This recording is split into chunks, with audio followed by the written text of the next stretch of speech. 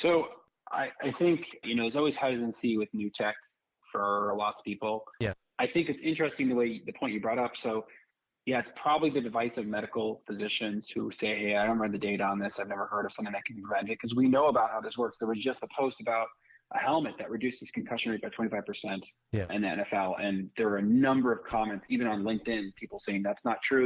That helmets have not shown that, just like Dr. David Smith said.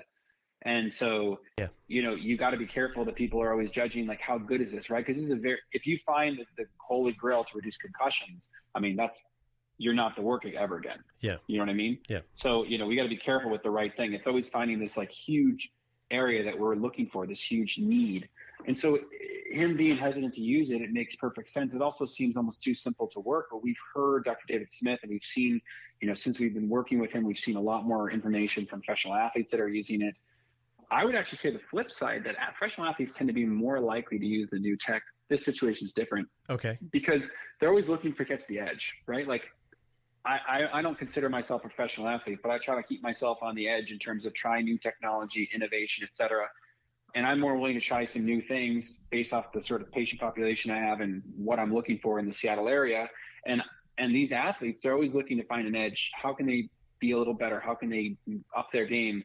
And they're lucky enough in their situation to have unlimited funds and to have the NFL, their teams backing them. I mean, you see there's all this new biotech, and we can jump into one topic I know you want to talk about, but there's always new tech. They're always trying new things. I mean, it's interesting because most of these companies use the NFL and professional teams as a marketing tool, right? So if they get into the NFL or they get into Sounders locker room, they say, hey, listen, the Sounders use them.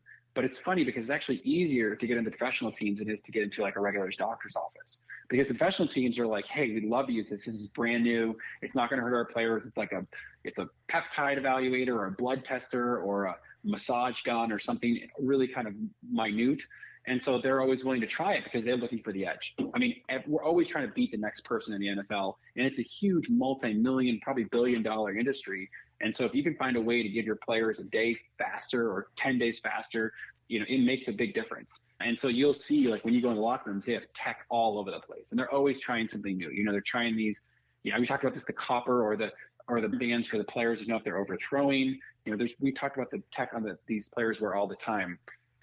So it's interesting that there is certain hesitancy with some things. But again, the other concern is constraint, right?